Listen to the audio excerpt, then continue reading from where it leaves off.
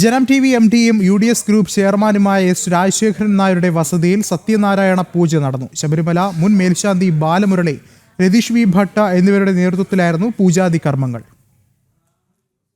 ഭഗവാൻ വിഷ്ണുവിൻ്റെ തന്നെ മറ്റൊരു അവതാരമാണ് സത്യനാരായണ സ്വാമി. കലിയുഗത്തിൽ നമ്മൾ ഏറ്റവും ആരാധിക്കേണ്ട ഒരു ഭഗവാനും ഈ സത്യനാരായണനാണ്. ആ സത്യനാരായണ പൂജയാണ് ഇന്നിവിടെ നടന്നത്. ഭഗവാൻ വിഷ്ണുവിൻ്റെ മറ്റൊരവതാരമാണ് സത്യനാരായണമൂർത്തി. പങ്കെടുക്കുന്ന എല്ലാവർക്കും ഐശ്വര്യവും സമ്പൽ സമൃദ്ധിയും വർഷിക്കുന്ന പൂജകളിൽ ഒന്നുകൂടിയാണ് സത്യനാരായണ പൂജ. ഓം അഗ്രഹ്ണേ നമഃ, ഓം ഗ്രാമണ്യേ നമഃ, ഓം ശ്രീമതേ നമഃ, ഓം ന്യായായ നമഃ, ഓം നേത്രേ നമഃ. കഴിഞ്ഞ 20 വർഷമായി ചെയ്തുകൊണ്ടിരിക്കുന്ന സത്യനാരായണ പൂജ ഈ വർഷം കേരളത്തിലെ വീട്ടിൽ കുടുംബാംഗങ്ങളോടും ബന്ധുമിത്രാദികളോടുമൊപ്പം പങ്കെടുക്കാൻ സാധിച്ചതിൽ വളരെയധികം സന്തോഷമുണ്ടെന്ന് പ്രശസ്ത നടിയും ജനം TV MD ചെങ്കൽ രാജശേഖരൻ നായരുടെ മകളുകൂടിയായ കാർത്തിക നായർ പറഞ്ഞു. സത്യനാരായണ പൂജ നമ്മൾ ഗണേശ ചതുർത്ഥിൻ്റെ ദിവസം സ്പെഷ്യലായിട്ട് ഒരു 20 years തൊട്ട് നമ്മൾ ചെയ്യുക. ബോംബെയിലായിരുന്നു തുടക്കം.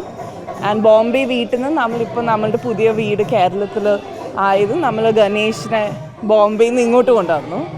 ആൻഡ് ഈ പൂജയ്ക്ക് വേണ്ടി നമ്മൾ സ്പെഷ്യലായിട്ട് ഓണം ഇതിൻ്റെ കൂടെ അടുത്തടുത്തായതുകൊണ്ട് ഇറ്റ്സ് മോർ സ്പെഷ്യൽ. കേന്ദ്രമന്ത്രി സുരേഷ് ഗോപി, ഭാര്യ രാധിക, പ്രശസ്ത സിനിമാ താരം മേനക സുരേഷ്, BJP സംസ്ഥാന അധ്യക്ഷൻ Rajeev Chandrasekhar, VS Sivakumar, Bhima jewellery chairman B Govindan, cinema താരം മണിയംപിള്ള രാജു, മറ്റ് സാമൂഹിക സാംസ്കാരിക സിനിമാ രംഗത്തെ എണ്ണിയാലൊടുങ്ങാത്ത നിരവധി പ്രമുഖർ ചടങ്ങിൽ പങ്കുചേർന്നു.